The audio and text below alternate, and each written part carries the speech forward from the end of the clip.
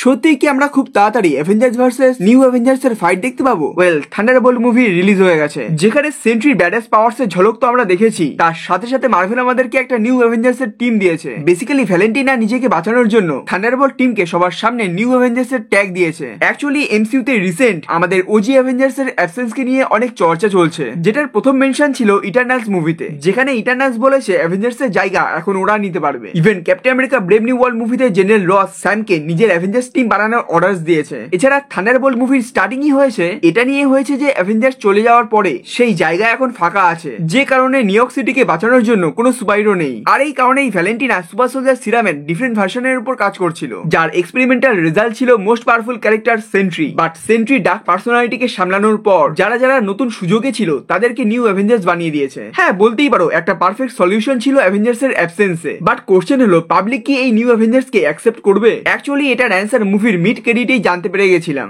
যেখানে public divide হয়েছে new Avengers কে accept করাকে নিয়ে। ইভেন রেড গার্ডিয়ান নিজে অনেকবার বলেছে যে ওদের এই টিম পপুলার হওয়ার পর ওদের ছোট ছোট অ্যাকশন ফিগার বিক্রি হবে, আর এটা সত্যি সত্যি হয়েছে মুভির মিড ক্রেডিটে। থান্ডারবোল্ট যারা এখন নিউ অ্যাভেঞ্জার্স হয়েছে তাদের অ্যাকশন ফিগার মার্কেটে লঞ্চ হয়ে গেছে। বাট এই সব কিছুকে নিয়ে স্যাম উইলসন একদমই খুশি না। বাট কোশ্চেন হলো কেন? এটা জানতে হলে ভিডিওর এন্ড পর্যন্ত দেখো। বেসিক্যালি এই পোস্ট ক্রেডিট জাম্প করেছে 1 বছর 2 মাস পর। এর মানে হলো এই থান্ডারবোল্ট টিম নিউ অ্যাভেঞ্জার্স এর ট্যাগ পাওয়ার পর 1 বছর 2 মাস অলরেডি হয়ে গেছে, আর ওরা সবাই আমাদের ওজি অ্যাভেঞ্জার্স এর টাওয়ারে শিফট হয়েছে, যেখানে সবকিছু রিমডেল হয়েছে, ইভেন সবার কস্টিউমও চেঞ্জ হয়েছে, আর it's look really pretty good. আর যেহেতু এত বড় একটা টাইম জাম্প হয়েছে 1 বছর 2 মাসের, তাই তোমরা বলতেই পারো প্রায় অ্যাভেঞ্জার্স ডুমিতে হওয়ার সময় চলে এসছে, যে কারণে এই মুভির এন্ড ক্রেডিটে ফ্যান্টাস্টিক ফোর এর টিম আরতে আসছে। অ্যাকচুয়ালি এই ফ্যান্টাস্টিক ফোর এর উপর একটা আলাদা ভিডিও বানাবো, কারণ এর মধ্যে অনেকগুলো বড় টুইস্ট আছে যেগুলো একটা ফুল লং ভিডিও রিজার্ভ করে। ওয়েল, এবার কথা বলবো স্যাম উইলসন কে নিয়ে। এই পোস্ট ক্রেডিটে নিউ অ্যাভেঞ্জার্স ডিসকাস করছে যে স্যাম উইলসন এই নিউ অ্যাভেঞ্জার্স এর ট্যাগ কে পছন্দ করছে না। ইভেন স্যাম এই নিউ অ্যাভেঞ্জার্স এর ট্যাগ কে সরিয়ে নিতে বলছে। বাট কোশ্চেন হলো, স্যাম এই কাজটা 1 বছর পরে কেন করছে? অলরেডি সবাই জেনে গেছে, ইভেন এতদিন হয়ে গেছে, তাহলে স্যাম এটা এখন কেন করছে? প্রথমেই করা উচিত ছিল।